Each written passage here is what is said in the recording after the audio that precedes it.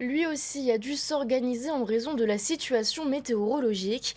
Pour répondre au risque de cyclone, le centre hospitalier du Traoré a activé sa cellule de crise, le plan blanc. Son objectif est d'assurer la sécurité des patients et des personnels, mais également celle des infrastructures. Et les détails avec Athéna Milcam et Ndieb.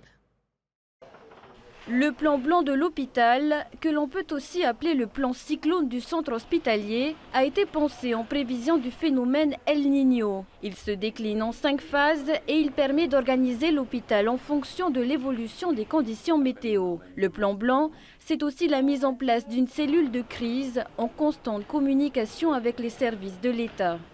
Nous avons des protocoles d'action, c'est-à-dire que nous mettons en place déjà à l'échelle de l'organisation générale toute une série de mesures pour protéger les biens et les personnes, mais chaque service de soins, chaque direction technique a sa feuille de route et en fonction de chaque phase du plan cyclone, nous sommes appelés à mettre en œuvre chaque mesure qui se trouve déjà consignée. Parmi ces mesures, des déprogrammations d'activités. Cela se traduit par la fermeture de certains services et par la suspension des consultations. Des déprogrammations d'activités plutôt non urgentes, évidemment on ne met pas les patients en danger.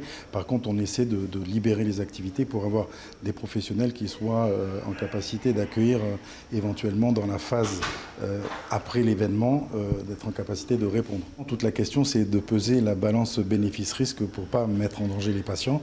Donc effectivement quand c'est des activités programmées c'est moins dangereux, mais quand on est en situation de crise il faut pouvoir réagir à l'urgence. Donc c'est pour ça qu'on a déprogrammé des gens et qu'il faudra réabsorber le flux sur les prochains jours et les prochaines semaines. Pour sécuriser l'offre de soins, la technique et la logistique tiennent un rôle crucial. Quels que soient les aléas extérieurs, la structure dispose d'une certaine autonomie. Le CHPF se prépare donc en essayant de protéger au maximum son bâtiment, donc vis-à-vis des inondations, vis-à-vis des vents forts. Donc on sécurise tous nos équipements techniques. Mais le CHPF aujourd'hui est conçu de façon à pouvoir effectivement vivre en autarcie si on a une grosse coupure électrique, si on a une grosse coupure d'eau pendant quelques jours sans avoir besoin effectivement de l'extérieur.